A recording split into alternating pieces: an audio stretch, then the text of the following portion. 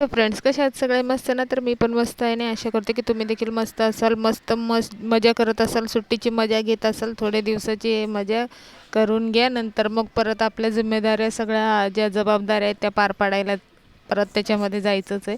त्यामुळे जे काही मजा करून घेता येईल करून घ्या.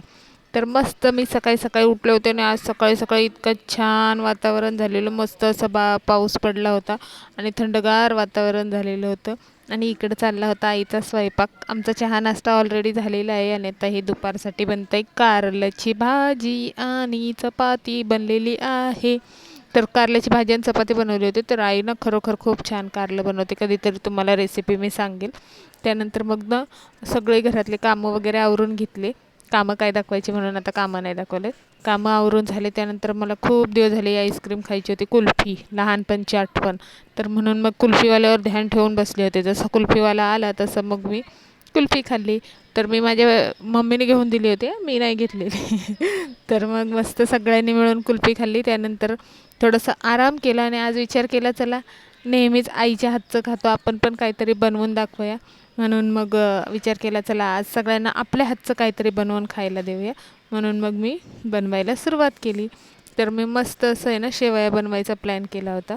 त्यासाठी मस्त असे ड्रायफ्रूट घेतले आणि ड्रायफ्रूट घेतले काढून आणि आहे ना काढता काढता अर्धे मी खाल्ले. तर इथे असं काही नसतं की आपण बनवताना खाल्लं म्हणून ते घरात क्लेश निर्माण होतात, काहीतरी दोष लागतो, असं काही नसतं. माहेरी खाल्लं तरी चालतं. तर मग मस्त असं मी हे ना काजू बदाम असे मी खूप रील्स बघितले होते, अशा हातात घेतात आणि असे ठेवतात आणि त्याचे बारीक बारीक पीस होतात. मी खूप वेळा ट्राय केलं पण माझ्याकडून अशी काही मॅजिक होत नाही. आपल्या नशिबाला मात्र चाकू घेऊन कापावंच लागतं. आपल्याला काय असं होत नाही आहे मॅजिक की काढलं आणि असं ठेवलं तर लगेच त्यांचे बारीक बारीक पीस झालेले असतात. तसं काही नसतं. मी असं ट्राय केलं, नंतर मग मी विचार केला असं काही नसतं, मेहनत करावीच लागते. म्हणून मग मी पण कापायला सुरुवात केली. तर चला मस्त काजू बदाम कापून घेऊया आणि मस्त असं आज आपण बनवूया गोड गोड शेवया. तर कोणाकोणाला शेवया आवडतात, गोड शेवया, मला नक्की कमेंट करून सांगा. आणि तुम्हाला जर माझे व्हिडिओ आवडत असतील तर नक्की लाईक शेअर सबस्क्राईब करायला विसरू नका. तर मस्त अशा शेवया तयार झालेल्या आहेत. तुम्हाला याची रेसिपी हवी असेल तर सांगा, मी नक्की शेअर करेल.